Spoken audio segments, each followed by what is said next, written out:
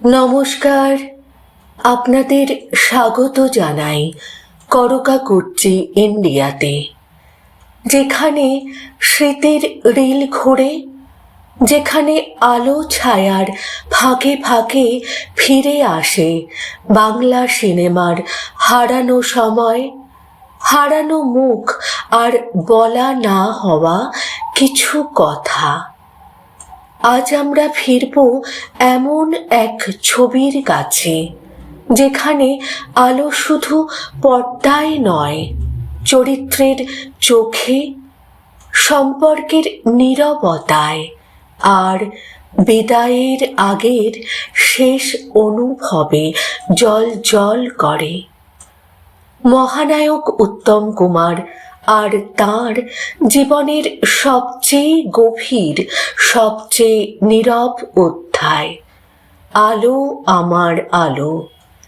এটা শুধু একটা সিনেমার গল্প নয়, এটা শেষবার দেখে নেওয়ার গল্প, শেষবার কিছু বলতে চাওয়ার গল্প, যা আর বলা হয়ে ওঠেনি।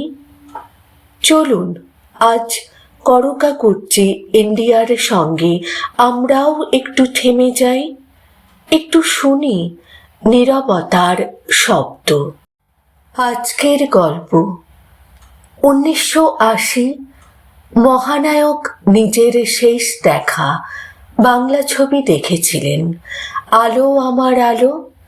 দেখতে চেয়েছিলেন সুচিত্রাকে, বলতে চেয়েছিলেন কিছু কথা, যা আর বলা হয়ে ওঠেনি।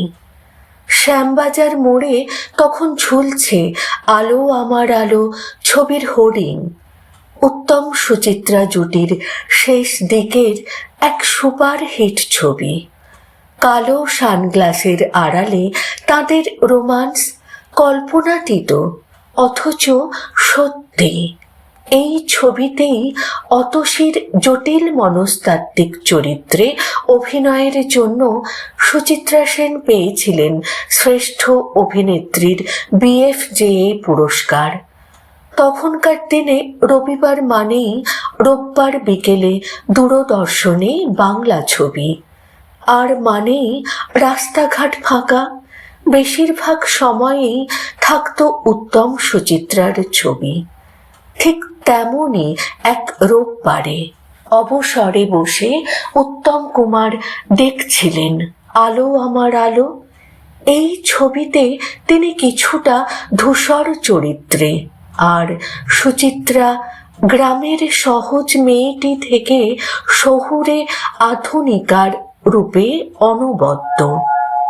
মান্নাদের কণ্ঠে এই এত আলো, এত আকাশ আজও উত্তম সুচিত্রাকে অমলিন করে রেখেছে।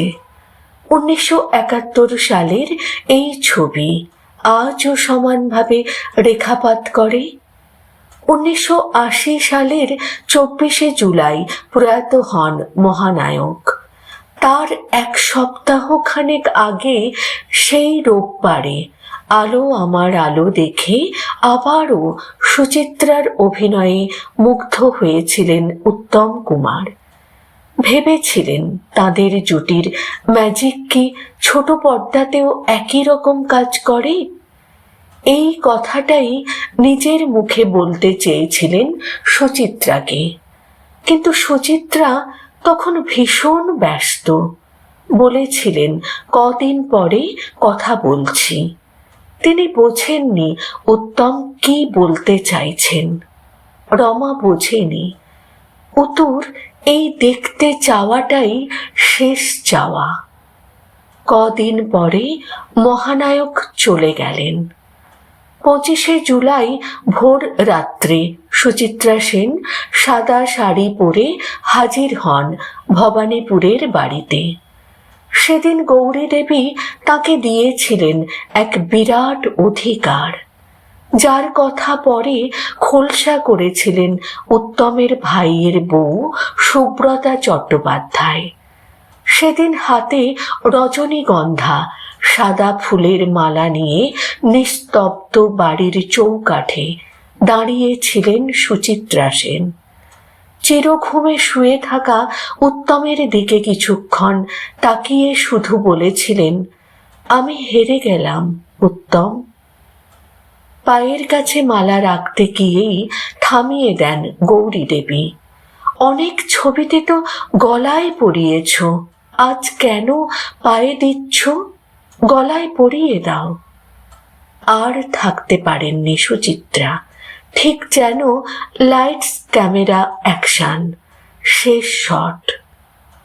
মহানায়ক চলে গিয়েছিলেন ঠিকই, কিন্তু সেই দিন থেকেই সুচিত্রা সেন নিজেকেও ধীরে ধীরে সকলের আড়ালে সরিয়ে নিলেন।